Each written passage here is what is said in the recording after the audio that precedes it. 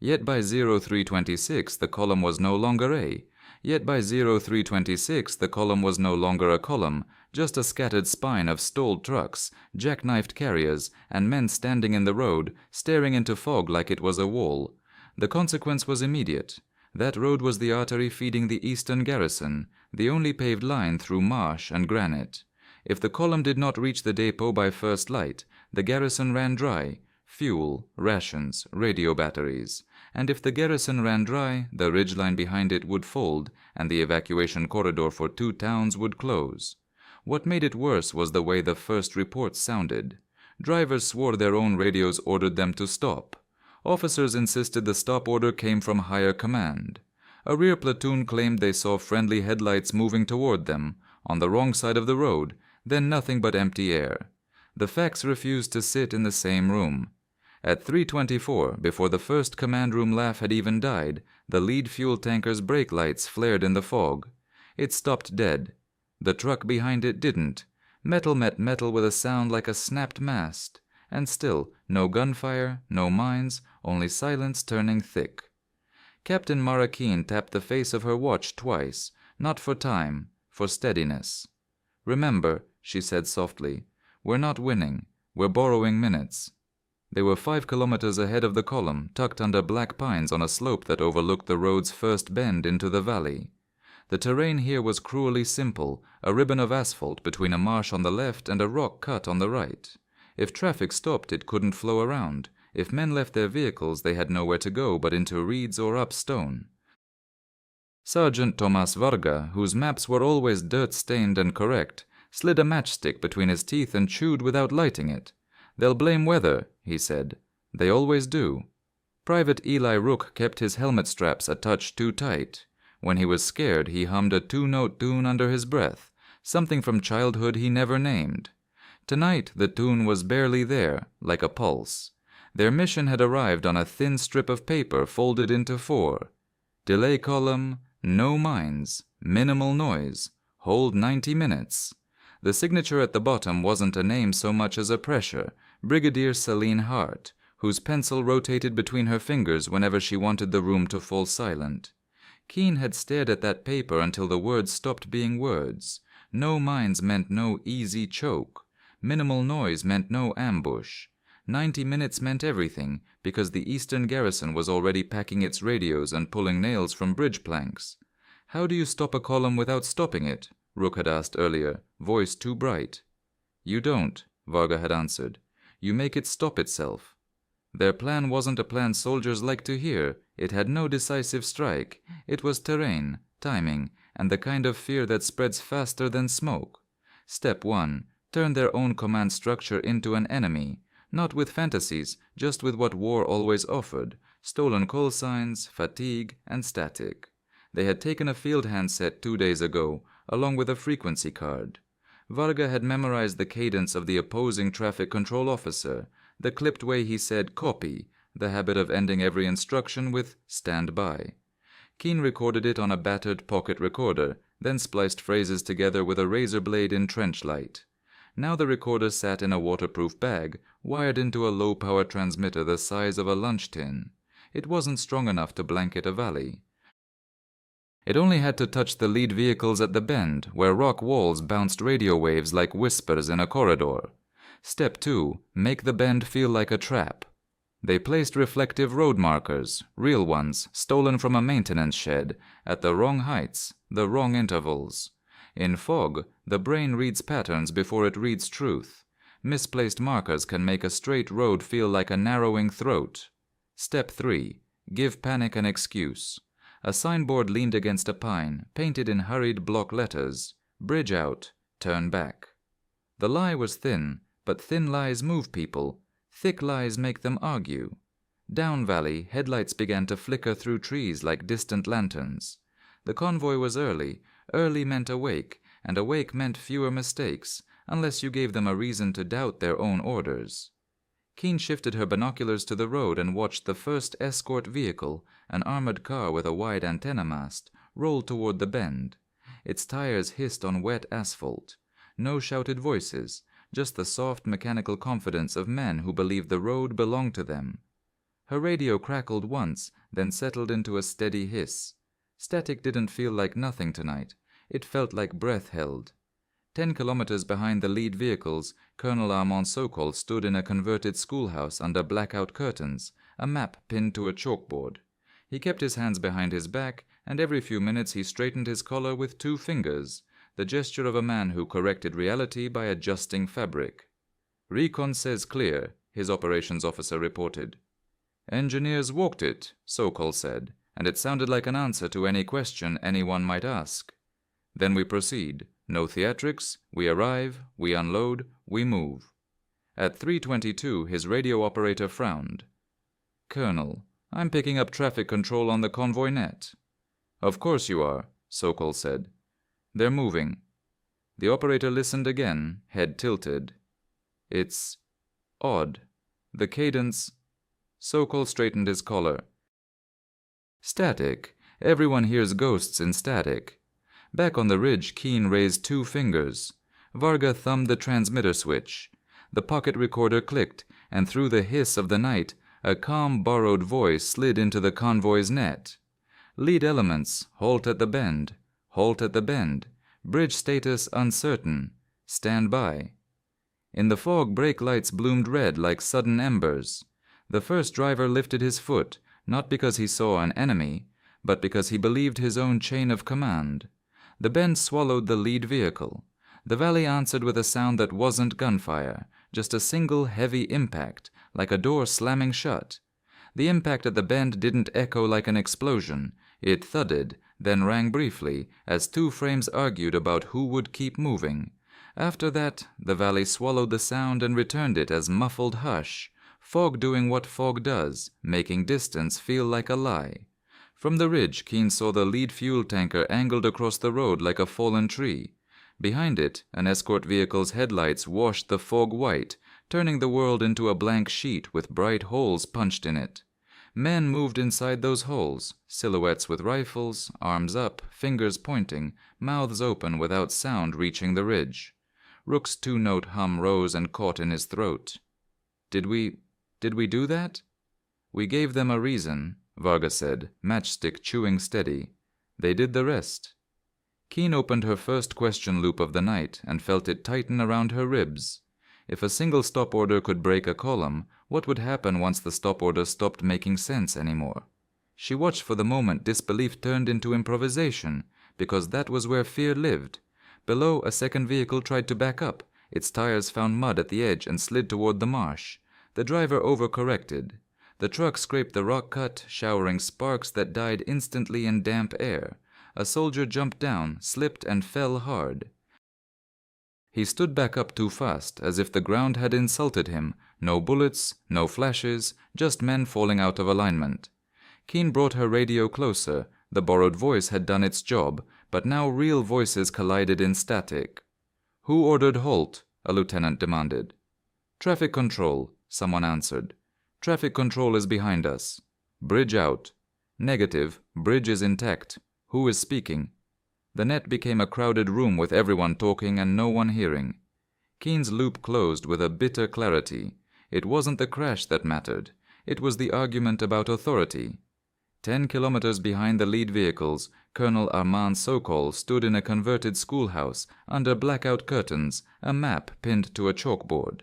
Every few minutes he straightened his collar with 2 fingers, the gesture of a man who corrected reality by adjusting fabric. "Report," he said.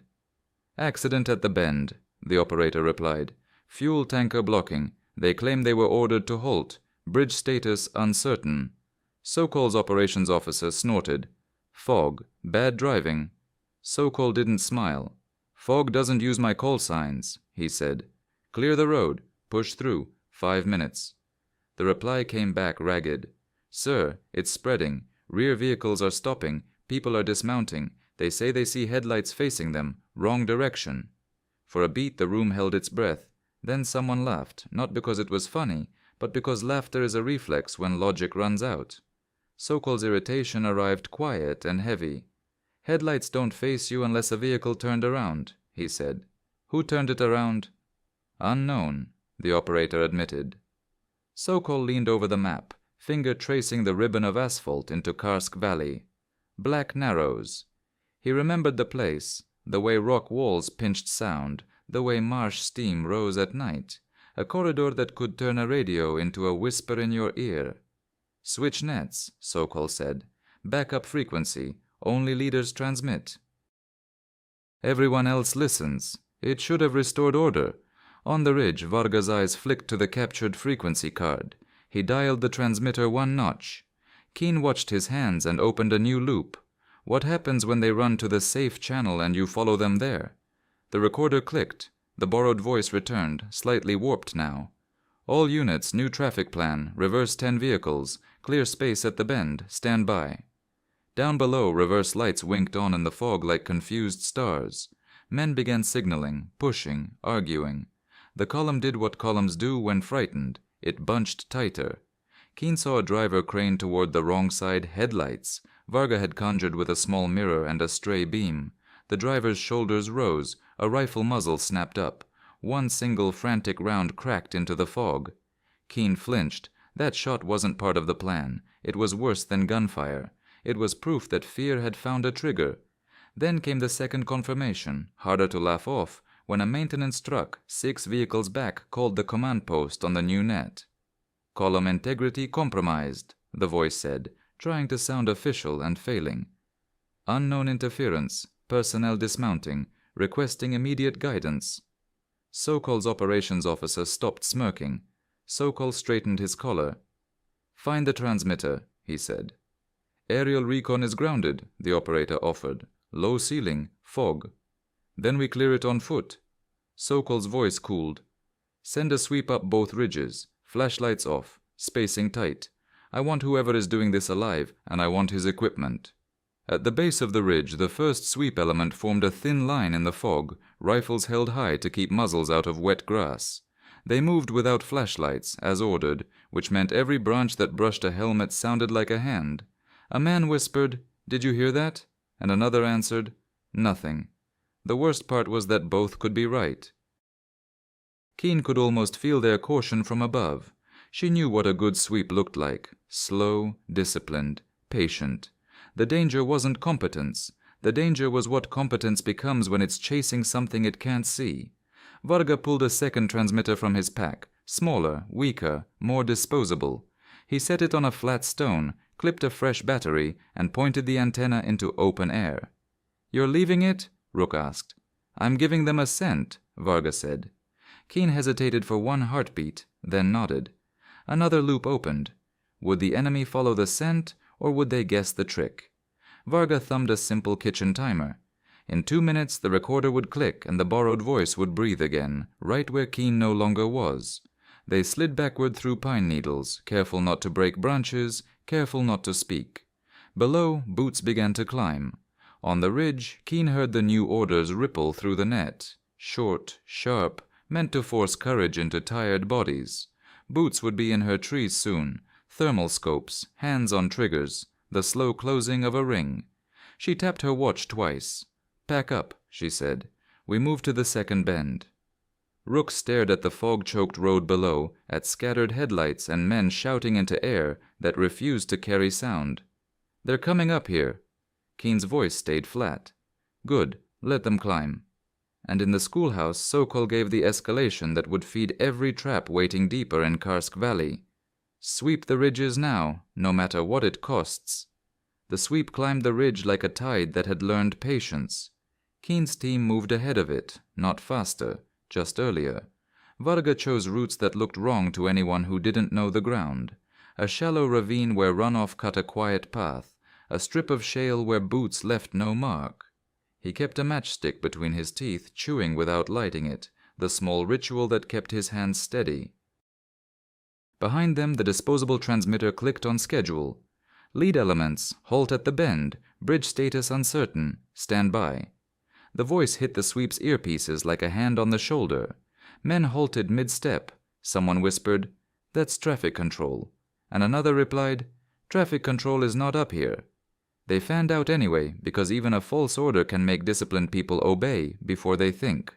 One man put a boot on slick moss, slid, and sat down hard with a curse that sounded too loud in the trees. Another snapped his rifle toward a pale smear between trunks, a headlight reflection from the road below. Fear wasn't making them reckless yet. It was making them careful in the wrong places.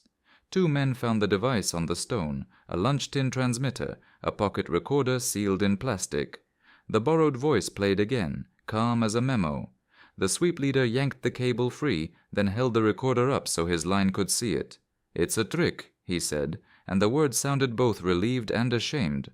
"All sweep elements, hold. Confirm contact at ridgeline. Stand by." Keen didn't hear the enemy answer, but she heard what mattered, the absence of answers. Silence isn't peace. Sometimes it's listening. Rook's hum came in short bursts.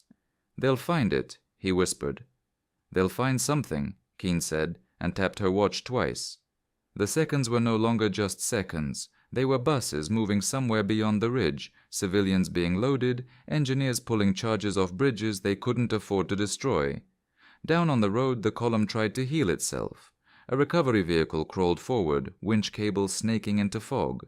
Men shouted for space. Drivers leaned out, eyes wide, trying to see authority in someone else's face. But authority was now a rumor. A driver lunged his truck into a gap too quickly. A dismounted soldier stumbled under the wheel wash and went down hard. No blood, no scream, just a sudden stillness that made 3 men freeze and forget their jobs. Someone fired a panicked shot into the fog. Another answered on instinct, then stopped, stunned at his own hands. Every wasted round said the same thing. Cohesion was leaking out. In the schoolhouse, Colonel Armand Sokol received the sweep report, breathless and angry. "Sir, we located the source," the leader said. "A small transmitter on a rock. No personnel nearby." Sokol straightened his collar. "So you caught a radio and not the operator?" "Negative contact, sir. The set is crude, a recorder. Someone is playing a voice." His operations officer tried a laugh and failed. "A toy stopped a battalion?" Sokol's eyes stayed on Black Narrows. "A toy didn't," he said. "Men did." At 4:02, Sokol's field phone rang with the clipped impatience of someone higher up the chain. He listened, jaw tight, then answered in short phrases. "Understood. Yes. The road is passable. No, we are not under fire. It's interference and confusion. I will correct it." When he hung up, he didn't look at his staff. He looked at the map. "We are behind schedule," he said, and the room heard the unspoken threat. Behind schedule becomes disobedience on paper. Paper can kill careers. Another question loop opened in the room. If the interference was crude, why did it work so well?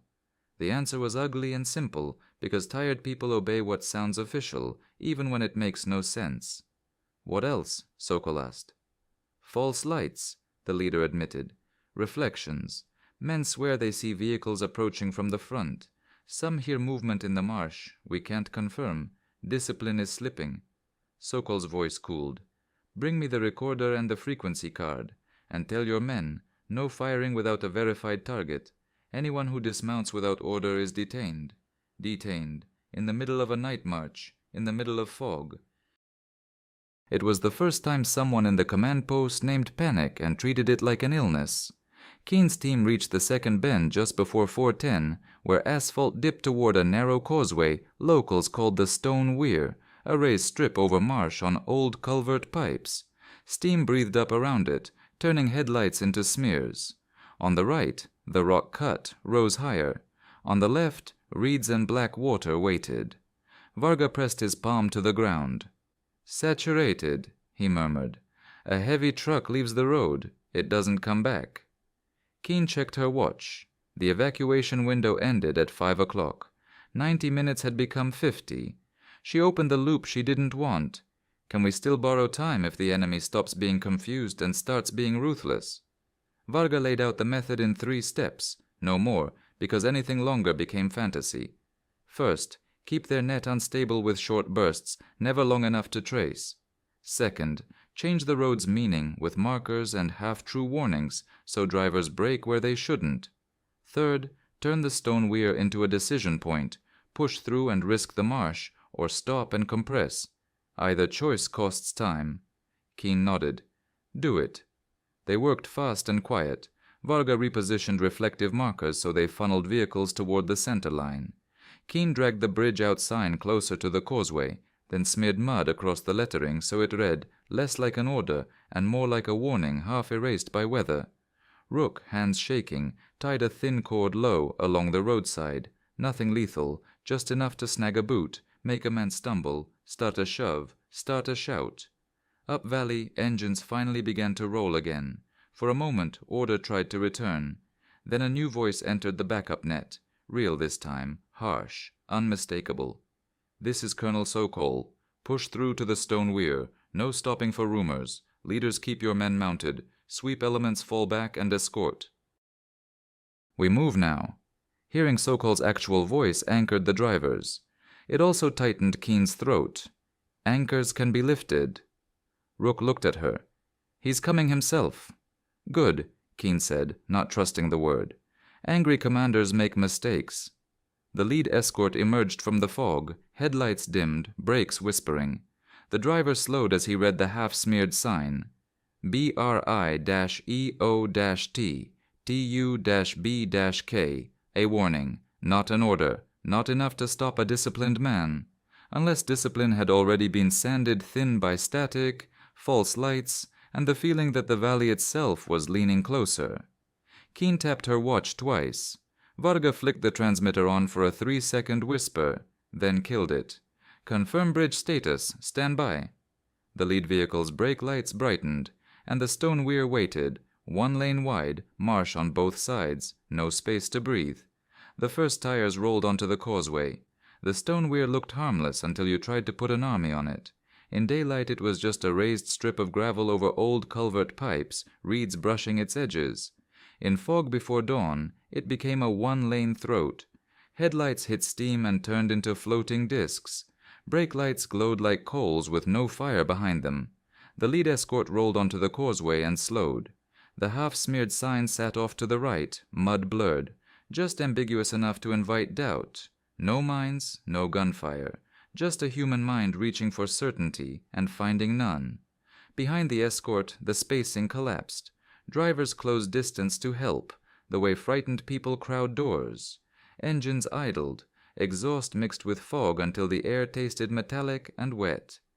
Keen watched from the rock cut, fingers cold on binoculars. She opened a tight loop and held it. Would they stop long enough for the road itself to fail? Varga had shown her the weak point earlier, a section where water had undermined the left edge, not sabotage, not planted charges. A place time had already begun to eat. All the column had to do was load it, stop on it, and hold. A heavy fuel truck rolled forward, then braked when the escort braked.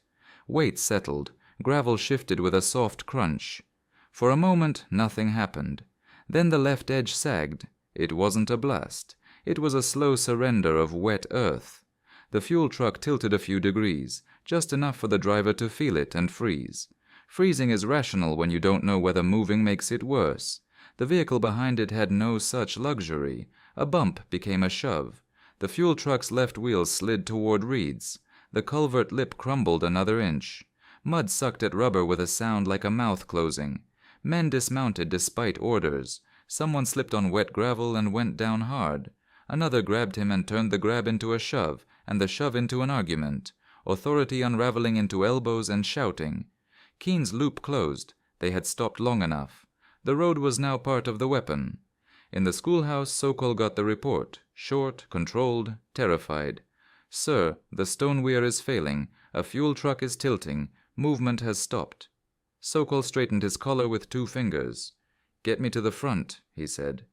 Minutes later, he stood in a command vehicle at the marsh edge, looking through a windshield beaded with wet.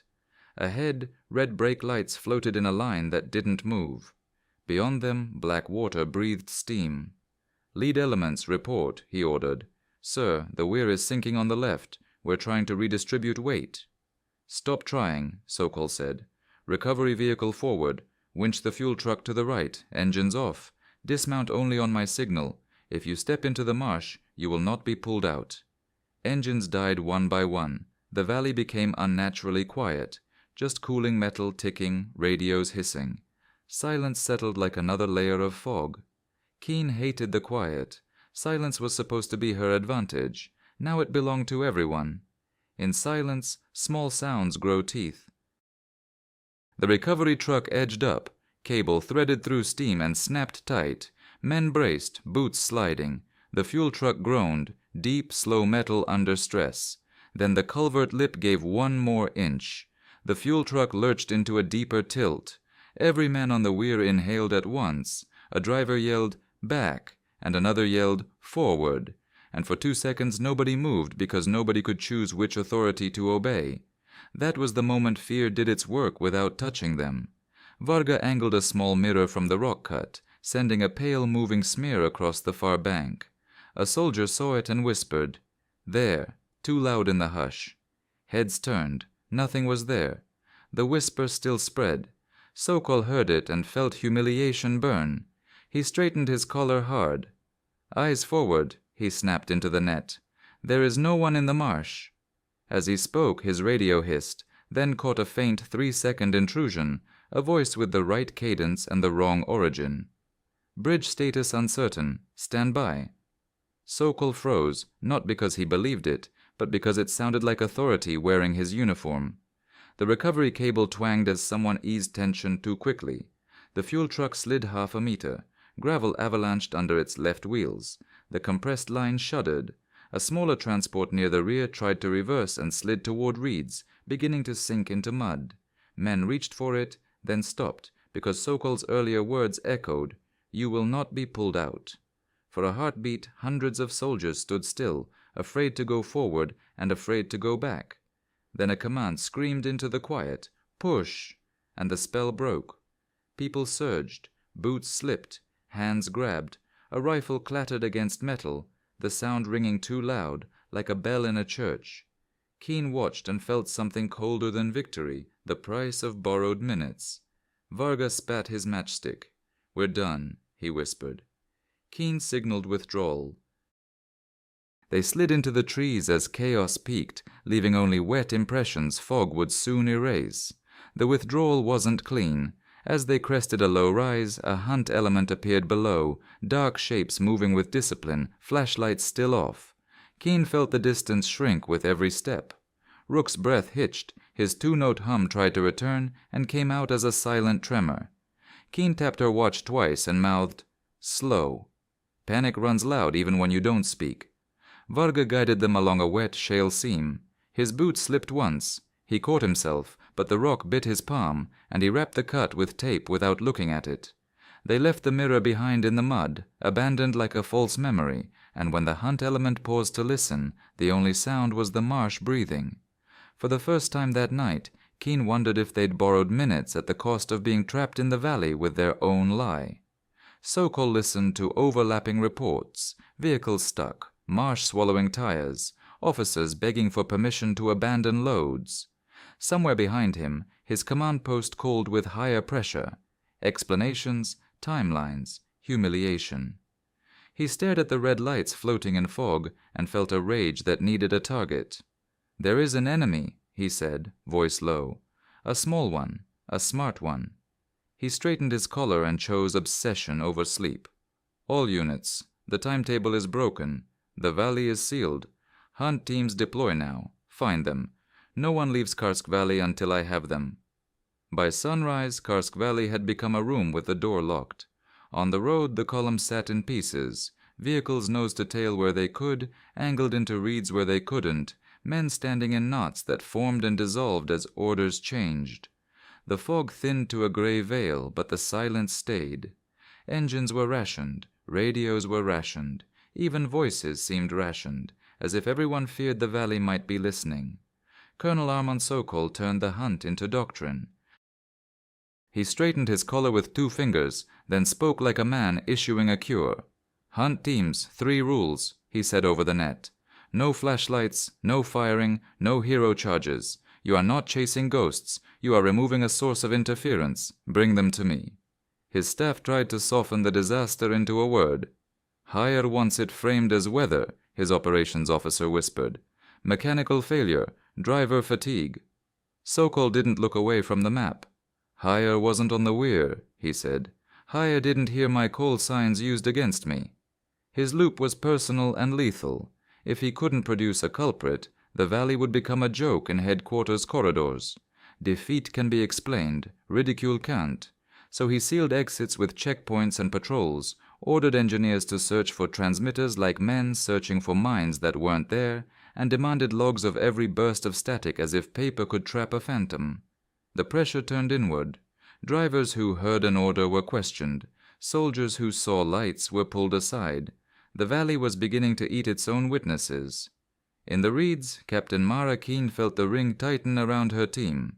They moved across the marsh's firmer islands, patches locals called steps. Varga found them by reading reeds like handwriting. He chewed matchsticks until they softened, never lighting them, refusing even a spark to the valley. Rook stayed close, eyes too bright, his two-note hum trapped behind his teeth. Keen set rules the way you set a tourniquet. Tight, painful, necessary. No talking, she mouthed. No metal clink. If you have to breathe loud, you breathe into moss. Their loop was survival. Could they leave the valley before Sokol's ring closed fully? Varga led them toward an old drainage tunnel under a logging road near the western edge. It was narrow, half collapsed, but it offered one priceless thing, a path that didn't leave footsteps. They reached the tunnel mouth late morning. It was hidden behind brambles and a curtain of vines. Keen crouched and listened. Boots were close, slow, disciplined. No flashlights, no chatter. Silence now belonged to both sides, and that made it worse. In silence, you can't tell whose fear is louder. A hunt team appeared through brush 10 meters away. 4 men, spaced tight, eyes scanning. The lead hunter crouched near a disturbed patch of mud. Keen's earlier footprint, half filled with water, but still a story. He touched it, then gestured the line toward the vines. A loop snapped open. Would Rook break and run? His breath hitched. The hum trembled in his throat. Keen caught his wrist, firm, not gentle, and shook her head once. Rook swallowed the sound. Varga made a decision that was pure terrain thinking. He scooped a handful of marsh water and tossed it onto dry leaf litter behind the hunters. The splash was tiny. In silence, tiny is enormous. 2 heads snapped back. The line paused. 3 seconds of uncertainty. Keen shoved Rook into the tunnel first. Varga went next. Keen followed, pulling the vine curtain down as softly as a closing eyelid. Inside, darkness swallowed them. Water ran in thin threads along the floor. They crawled on elbows, breath pressed into sleeves, listening to boots move outside and radios being keyed and unkeyed without words. Once, a voice said, "Here." So close Rook froze, until Keen realized it was above them, a different patrol crossing the road overhead. Sound in concrete lies about direction. They crawled until faint gray appeared ahead. Exit. Outside, the reeds brushed their faces like cold fingers. The western tree line was the last boundary between valley and friendly ground. A new transmission cracked across the net, Sokol's voice, hard with fatigue. "All units, thermal teams forward. No one crosses out. If you see movement, you pin it. You do not chase." Institutional panic had arrived wearing procedure. Keen tapped her watch twice and whispered, "Last rule. If we split, we meet at the birch marker. If you don't see the birch marker, you don't invent one." They slid through reeds toward the trees, trying to be smaller than their own shadows. A thermal scope swept the marsh, paused and held, like a gaze that finally found what it wanted. A voice snapped over the hunt net. Contact, marsh edge, hold. Keen felt the world narrow to breath and reeds. She flattened into the wet, pressing her cheek into mud, willing her lungs to move without sound. Rook's eyes went wide as the first pin element arrived, boots stopping, weight shifting, a thermal operator kneeling somewhere beyond the veil. No one spoke. They didn't need to. The silence itself was an order. Varga touched Keen's sleeve and pointed down. Water. Thermal doesn't care about camouflage. It cares about contrast. A body is a bright problem until you put it where everything else is the same temperature. Keen nodded once. She slid backward into the marsh, inch by inch, letting cold water climb her sleeves. Rook followed, trembling. Varga went last, guiding them by touch. They eased until water reached Keen's collarbone, and reeds brushed her lips. She bit down on a reed stem, using it like a straw, and tasted mud and rot. The hunt element held position for what felt like an hour and was probably 5 minutes. The thermal scope swept again, slower now, hunting for the bright outline that had been there. Keen kept her face still and listened to her own heartbeat in the water. Rook's 2-note hum tried to escape on an exhale. Keen tapped her watch twice under the surface, 2 soft knocks against her wrist. Rook stopped. Finally, boots shifted. The operator whispered something, frustration, not certainty. The line moved on, searching for the next bright lie. When the silence loosened, Keen raised a hand and led them, dripping and numb, into the western tree line. At Brigadier Celine Hart's forward command, the pencil in her fingers stopped spinning. A runner brought the valley's update. No mines, no gunfire, still a collapsed column, and now the enemy was sealing the story under the word incident. Hart didn't raise her voice. If they're hunting our people, she said, then our people never existed. Her order was calm, efficient, and terrifying. Recover them, Hart said. And when they come home, they speak about weather. By nightfall, the record was stamped sealed, and the valley's story began to disappear. Years later, the valley still refused to sit still in a single story. In the official after-action summary, thin, dry, written as if emotion was a contaminant, Karsk Valley was reduced to weather and fatigue. Visibility degraded rapidly. A chain reaction traffic incident occurred at a bend. A causeway experienced edge failure due to saturation. The word enemy appeared only once, in a sentence that sounded like a shrug. No direct contact reported. It was a clean narrative. It was also incomplete in ways you can measure. In the surviving logs, there are 2 different timestamps for the first halt order. In one, the column stops at 3:23. In another, the same stop happens at 3:17, before the vehicles are even recorded as entering the valley. Some accounts suggest operators later copied times from memory to satisfy paperwork. Others insist the clock in the schoolhouse ran fast because of a generator fault. Either way, the mismatch lingers like a fingerprint no one wants to match. Radio tapes, when they exist at all, are worse. One reel is labeled convoy net/backup, but the audio is mostly hiss, punctuated by short segments of calm instructions that end, every time, with the same phrase, stand by. On another tape, the same phrase never appears. Someone cleaned something, or someone recorded over it, or the tapes were never kept, because keeping them would keep the shame. A third contradiction sits on the map itself. Most copies of the valley map mark the stone weir as a secondary crossing, weight limited. One copy, older paper, different ink, marks it as unrestricted. The difference is small enough to be accidental, small enough to be deliberate.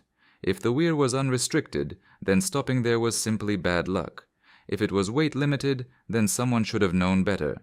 That is what silence does. It doesn't erase events. It moves them into disputes about ink. Captain Mara Keen never disputed ink. She disputed people. She returned from the western tree line wet, numb, and alive. Her team made it through because Varga found ground where others saw swamp, because Rook swallowed his fear when it tried to become sound, because Keen kept tapping her watch twice, anchoring herself to seconds she could control when everything else was drifting. They were brought into Brigadier Celine Hart's forward command under a tarpaulin that smelled of diesel and damp canvas. Hart listened without interrupting, pencil rotating between her fingers in a steady, hypnotic loop. When Keen finished, Hart didn't ask for hero details. She asked for measurable outcomes. "How many minutes?" Hart said. Keen answered because that was what she had been trained to value. "Enough," Hart nodded once. "Then you did your job." The pencil stopped. "Now do the second part." Keen waited. Hart's voice stayed level. "No one will say spoofed radios. No one will say reflections. No one will say we made them stop themselves. We say fog. We say fatigue. We say saturated ground. We keep our methods alive by burying them." "And the men in the column?" Keen asked. Hart looked past her. "They will be told a story they can live with. So will you." That was the cover-up, and it didn't feel like villainy. It felt like policy, cold and practiced, the way institutions protect their future by editing their past. Sergeant Tomas Varga vanished from paperwork the way he moved through terrain. His name appears once in a roster, then not at all. Some accounts suggest he was reassigned to training units and spent his days teaching young soldiers how to read mud and wind. Others say he left the service quietly and went back to the kind of life that doesn't require logs. If you ever met him after, you would remember the matchstick habit before you remembered anything else. Private Eli Rook survived, but he stopped humming. Years later, someone who knew him claimed that when a room went quiet, he still held his breath too long, as if silence might accuse him. Colonel Armand Sokol kept his post long enough to be blamed and not long enough to be honored. He was not court-martialed. Nothing so clean occurred. He was reassigned. The word sounds gentle until you hear the tone it's spoken in. He wrote a memo requesting permission to keep the radio tapes for training purposes. The request was denied. Another memo asked to revise traffic control procedures for fog operations. It was approved, then filed under general updates with no mention of the valley's name. His colleagues later described him as a man who couldn't stand wrinkles, not on his uniform and not in reality. They said he straightened his collar more often after Karsk Valley, as if the fabric had betrayed him. What, then, actually happened? The most honest reconstruction is also the least satisfying. A small team used the oldest weapon in war, confusion, at the exact place terrain made confusion contagious. Rock walls bounced short transmissions. Fog made light untrustworthy. A single stop became a debate about authority. That debate became hesitation. Hesitation became compression. Compression met a saturated edge and turned a causeway into a slow collapse. No mines, no gunfire. Still the column collapsed. The lesson is not that technology is useless. It's that discipline is fragile, and fear knows how to pick at it without ever showing its face. A convoy is not just trucks. It is belief. Belief that orders are real. Belief that the road is solid. Belief that the world behaves. When that belief fractures, men begin to fire at weather, to arrest their own witnesses, to chase reflections through reeds.